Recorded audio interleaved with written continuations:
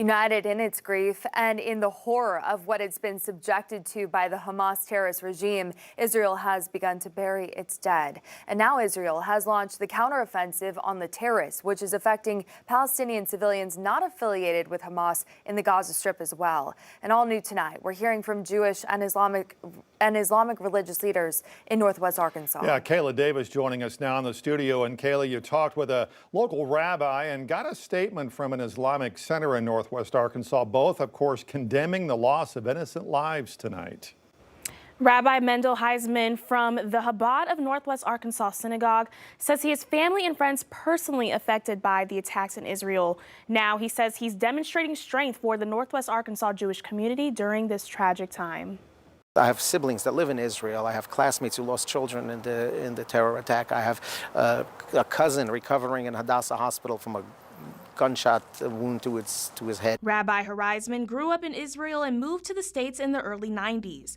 While tensions between the two communities in the Israeli-Palestinian conflict have been high for decades, the rabbi says he was not expecting the events that played out over the weekend. It was just shocking. The news arrived during the holiday of Simchat Torah. It's a day of great joy, a great celebration. It's also a day we don't listen or watch news or have any connection to media, so we got the information very slowly. The feeling, the reaction in our community locally has been very much similar to what I'm hearing, what's going on in Israel. On one hand, tremendous shock. Israel was attacked by Hamas, an Islamist political and militant group whose goal is to liberate Palestine from Israeli rule. According to CBS News, the group wants to create an Islamic Palestinian state in Israel's place.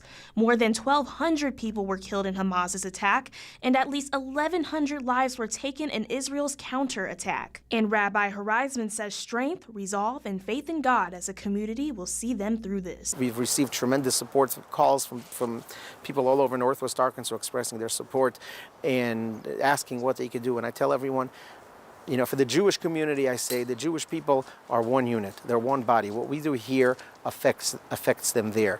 Do a mitzvah, say a prayer, wrap tefillin, light Shabbat candles, do a Jewish commandment, because that infuses the world and our brothers and sisters in Israel with tremendous strength. A statement this evening saying, quote, "With a heavy heart, we unequivocally condemn the loss of innocent civilian lives in the ongoing Israeli and Palestinian conflict. The images of suffering, destruction, and the tragic loss of life are distressing, and it is the innocent civilians who continue to pay the price for the violence they did not commit." They went on to say, quote, "The cycle of violence has persisted for generations, and it is our moral duty to call for an immediate end to bloodshed and de-escalation of violence. We pray to Allah for the safety and healing of victims in this difficult and gruesome situation," end quote. All right, Kayla.